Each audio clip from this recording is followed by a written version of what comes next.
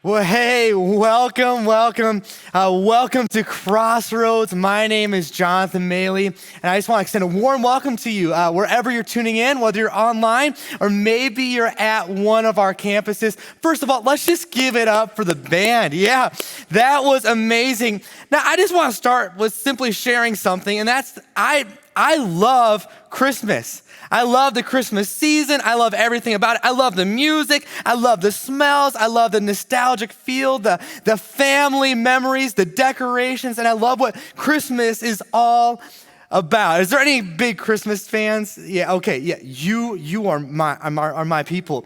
You know, one of the things that I've learned over the years, especially as I've gotten older, is that there are a lot of feelings when it comes to Christmas traditions. And I'm not just saying like the feelings like, ooh, I love Christmas traditions. I'm saying there's a lot of feelings on how Christmas traditions should be done. And I didn't know that until I got into my adult years. And I'm just gonna want to get some of your input on one specific tradition, and that's a tradition that surrounds what we were rocking around. You might have guessed it, yeah, the Christmas tree. There are a lot of feelings about how we should do this tradition when it comes to the Christmas tree. And if you're not aware of them, well, here's the two that I think are most prevalent. The first is this. When should somebody set up the Christmas tree? Yes, it's a very debatable topic. Or next, artificial or real. So let's get real. Let's start with the first one. How many of you do you put up your Christmas tree, let's say in December and not a day earlier? It has to be in December. Go ahead and raise your hands, very proud. Yep, probably the Grinches of the crew. No, I'm just totally kidding. Mostly. How many of you, maybe you put up your Christmas tree right after Thanksgiving? So maybe as soon as you get home or after the weekend, you put it up. Go ahead and raise your hand or type in the comment section if you're watching online. Yeah, that's me, my people. It's like, hey, we enjoy one holiday at a time, but then we are eager to move to the next. Now, for the last category, how many of you put up your Christmas tree before Thanksgiving? Yeah, to my amazement, there are people like this that exist. I didn't know this until, well, our Hastings campus pastor, Tim Stanley. What's up, Tim? Good to see you. Him and his family, they put up their Christmas tree on Halloween night. Yeah, nothing says Merry Christmas like Halloween. In fact, here is their Halloween Christmas tree. Very, very beautiful, Stanley's. I mean, good job. Yeah. So that's that. The next argument that the great debate when it comes to the tradition of Christmas trees is artificial or real. How many of you are artificial? Okay, type it in. Raise your hand if you're at a campus. Okay, how about real? Where's my real Christmas tree people at? Woo! Now some of you are like, we don't have a Christmas tree. I'm not really sure what to say to you, but I appreciate those of you that participated. For me growing up, I was all about artificial. I think it's the most logical choice. Why? Okay, you pay one time. Real Christmas trees are real expensive. You pay one time. It's easy to store. You don't have to pick up pine needles all the time. Also, the shape is perfect. It's just exactly how you want it. Another thing is your dog is less tempted to use it as a urinal. Another thing is for me growing up as a kid, I was very allergic to pine trees. And so I would look at a Fraser fir and all of a sudden I'd just start breaking out in hives. Yeah, Merry Christmas. So for me, artificial, no brainer. And pre-lit, even better. This all changed, of course, when a lot of debates that you think, well, everybody thinks this way. And that happened, year one of marriage. In year one of marriage, you're gonna have a lot of traditions that you think everybody does it this way. And then you quickly realize that's not the case. And Christmas trees was one of those things in my family. My wife, Carly, was all about real Christmas trees. I was all about, I was breaking out in hives. I'm for artificial Christmas trees. The problem is this. My wife had a few things that went to her advantage. The first is, she kind of grew up on a Christmas tree farm. Yeah. And then the other thing is this, we got married on this Christmas tree farm. So you can only imagine who won the Christmas tree debate. Yes, every single year now, you're going to see me trudging through the snow, walking for miles, trying to find the perfect Christmas tree. You know, it's got to be yay big, not too big. It's got to be yay wide, not too wide. It's got to have just the right amount of needles. You know, no wonky business. It's got to be this beautiful tree. And it's a lot of work. But I have to say this, I'm going to admit it. I have become a real Christmas tree fan. Yeah, I actually now love it. So I'm on that side now. In fact, this year, this is a picture as we got our Christmas tree this year. And I love these memories. This is my wife, Carly, my daughter, Juniper, and one of our dogs, Maple. And what we do is, probably like most of you, we take our Christmas tree and we go home with it and we find the perfect spot, you know, pretty much the same spot every year, probably like you too. And then we decorate it. We decorate it with ornaments that share all kinds of memories, and we decorate it with lights and you name it. You know, my daughter's always pulling off the ornaments right now, so there's only ornaments from like the top half. But anyways, we do our best to make it look good. And I love Christmas trees. But there's something about Christmas trees that I think is kind of cool. You see, well, Christmas trees, I think, are a good picture of our lives. I think they represent our lives really, really well. And you're like, how does a Christmas tree represent our lives? I think it represents our lives in this way. From a glance or from a distance, a Christmas tree looks beautiful. And if you just walk by and go, wow, that looks great. But as you get closer to a Christmas tree, the more you know the inner workings of the Christmas tree, pretty soon you start seeing that there are bent and broken branches. And there are branches that are just barely hanging on by a thread. I think that's a lot how your and my life is, or how it can be. Something I've learned as a pastor is that everybody looks good until you get to a closer look. Everybody looks good until you get a closer look. You see, something you need to know is, as a pastor, I've learned that every family and every individual has a story. And things are not always as they appear. Some of the families that seem like they've got it the most together, at first glance, the one you get to know them, you might realize it's a lot more messy than what you would expect. You see, every family has a story. Stories that will be beautiful and nostalgic, but also every family has stories of shame and disappointment and loss. You know, and as we look at our families and the impact they have in our lives, and as we think about Christmas trees, I think one of the things that is interesting to talk about is actually our family trees and how they impact our lives. And today, there's a lot of resources that you can use to actually learn about your family tree. I mean, how many of you have done Ancestry.com or 23andMe? Yeah, there's a lot of cool tools that you can get to know your family tree. The problem with these websites is A, they cost money. B, you may not like what you find. In fact, Mark Twain, he said this one time that he spent $25 to learn about his family tree, but then he had to spend another $500 to cover up what he had learned. Some of you are like, see, that is my greatest fear. I told you, honey, we are never doing that. You just might not know what you find. But here's what I promise you that you're going to find. You're going to find some broken branches, because every family has a story, and our family trees are part of what makes us who we are today. And the question I have is this, what if people saw your family tree? And I'm not just saying at a glance, I'm not just saying the perception of what we want people to see, but what if people saw behind the curtain, that maybe the things that we wish would only keep in hiding?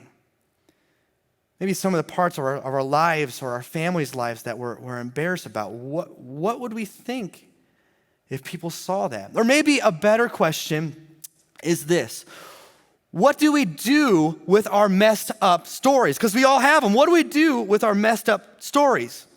Do we try to hide them?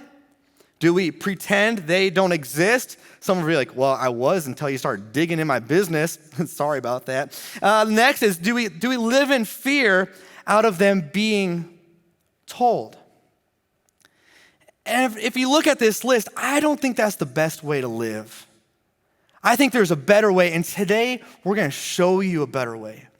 Show you a way that will actually give you hope for your life and for your family and for your family tree in the generations to come. And we're going to actually look at Jesus' family tree today. You see, Jesus had a family tree. We can call it the original Christmas tree, and it's found in Matthew 1. So if you have a Bible, go ahead and pull it up to Matthew 1. And here what you're going to see in Matthew 1 is 42 names, many of them hard to pronounce. I mean, it just goes tons of names. And this is how it starts. This is a record of the ancestors of Jesus the Messiah, a descendant of David and of Abraham. Abraham was the father of Isaac. Isaac was the father of Jacob. Jacob was the father of Judah and his brothers. Judah was the father of Perez and Zerah, whose mother was Tamar. And then it just goes, okay, can we just pause for a second? I don't know about you, but like when I open up Matthew 1 and I see all those names and I start reading them, I just either want to close my Bible and say, okay, I gave it a try, or I'm going to fall asleep, or I just skip to the very bottom until it gets good. I'll skip to the bottom until it finally gets to this. This is how Jesus the Messiah was born. Bingo. Is there anybody else that does that skips through all of those names? Okay, if you're not saying it, I know some of you are lying, because yes, I think that's something that many of us do, because why? The first part, it just reads like a phone book. It's boring. But what if I were to tell you there's more to that list of names than what meets the eye? What if I were to tell you that actually those names, the lineage, the family tree of Jesus was actually the grand opening of the New Testament? Anybody that had studied Jewish history or that studied the Old Testament, they would read this and their eyes would get huge and their jaw would be on the ground because they know what is meant with all of those names. You see, there is a lot more to what meets the eye. And if we dig a little deeper, I'll share two of the reasons why this is really profound. The first is that as they're looking for the promised Messiah, they knew that it had to be a descendant of David and an heir of Abraham. And what we find is that actually Matthew is setting up that Jesus is the Messiah, as Jesus as the Messiah, the fulfillment of all that was prophesied in the Old Testament. If this is something that interests you, you should study this. It is absolutely mind-boggling. But another thing that has taken place in all those names is this, is that Jesus' family tree shows us God is a God of grace. Because when you study Jesus' family tree, you quickly learn that there's a lot of broken and bent branches. You see, before Silent Night or Away in the Manger, or my favorite Christmas carol, Grandma got ran over by a reindeer. It's nothing personal, Grandma. I think it's a really funny tune. But before all of that, there is a story of hope for your family and my family. You see, this hope is found in Jesus' family tree, and it's found in Matthew 1. And this is what I want you to see. We're going to just break down name by name. Let's start with the first one, Abraham. Father Abraham had many sons had. Okay, some of you are like, what are you doing right now? Well, if you grew up in kids' church, I know some of you probably didn't. You might have sang that song, so I apologize for that moment. Just had to do it. I'll leave it to the worship leaders from now on. But yeah, Father Abraham, mostly good guy. But if you know some of his story, he lied a number of times to save his neck. And not just that, he also slept with his wife's servant. Not a great branch to start with. Next, let's go to Jacob. Jacob, third on the list.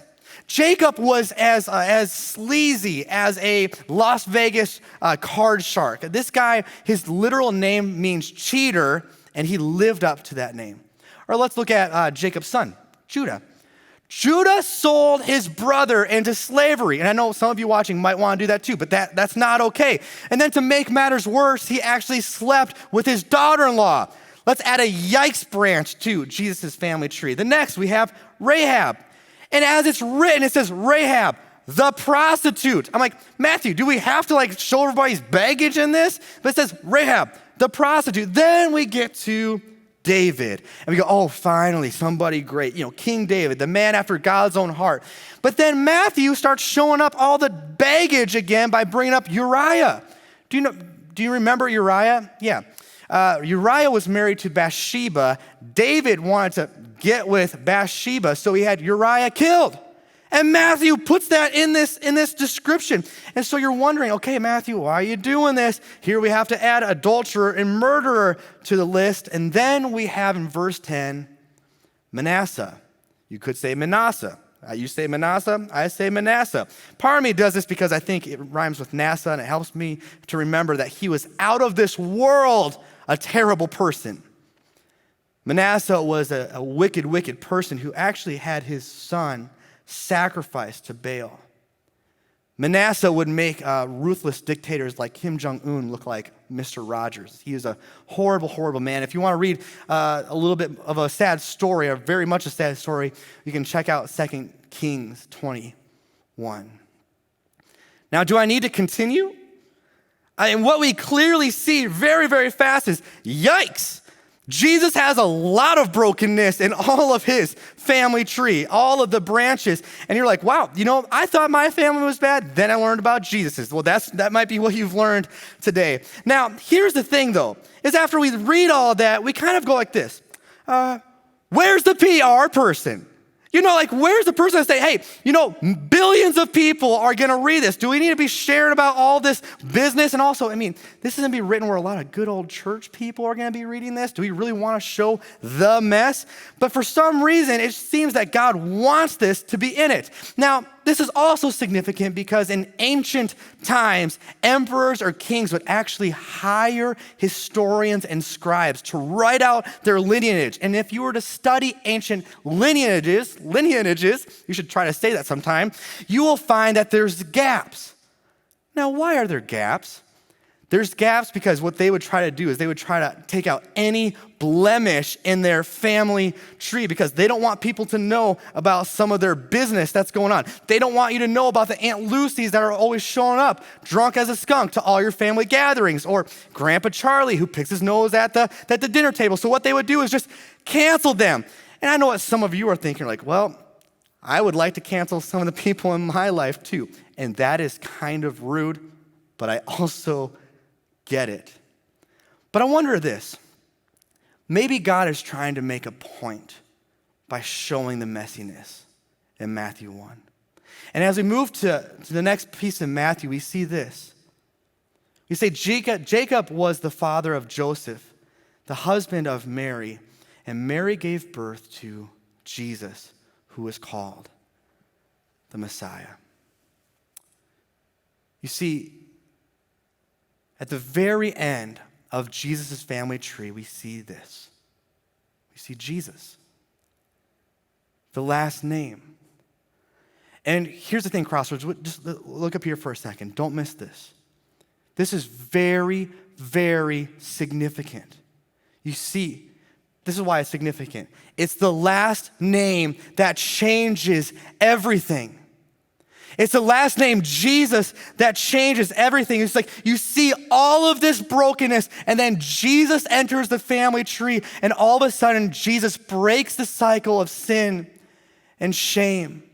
And Jesus transforms his family tree. You see, if you think about branches 1 through 42, it is full of deceivers and con artists and world-class sinners and prostitutes and adulterers and murderers, and the list goes on. And you think to yourself, can anything good come out of this family? And then branch 43 comes along, and it's Jesus. You see, it's the last name that changes. It changes everything. For some of you, 2020 has been nothing but a banner year. It's been horrible. And you feel like you've been batting 0 for 42. You look at your life and you're like, my life is a mess. Could anything good come from this? And maybe on the outside it looks perfect, but you know on the inside it's a hot mess. And maybe as you're looking at 2021, that hope, it doesn't get any better. You still feel hopeless. Or maybe for some of you, your family is a mess and you don't feel that you can escape it. You think that you're just stuck in this, and maybe in your family is just littered with guilt and shame, and maybe your family is caught up in addiction or abuse or in pornography or alcoholism or a number of other addictions or things. Before you know it, you find yourself becoming somebody that you never thought you'd become. And people start making this remark that you're just like your father or you're just like your mother. And while you deeply wish that that was a compliment, what that actually was maybe one of the most hurtful things that you could hear. No matter where you're at today, you might just be asking, hey, is there hope for me? Is there hope for my family? Is there hope for my mess? And the answer that I have for you today is yes, there is hope. And the reason that I can confidently tell you that is because I've experienced the hope myself. In a quick conversation with my grandma and I are like besties. What's up, Grandma? I give her a call and I asked her a little bit about our family tree, and I knew that it was colorful. And in talking to her, I learned about some of my family tree. In my family tree, there is abandonment. A father who left his family, didn't say goodbye, and never came back.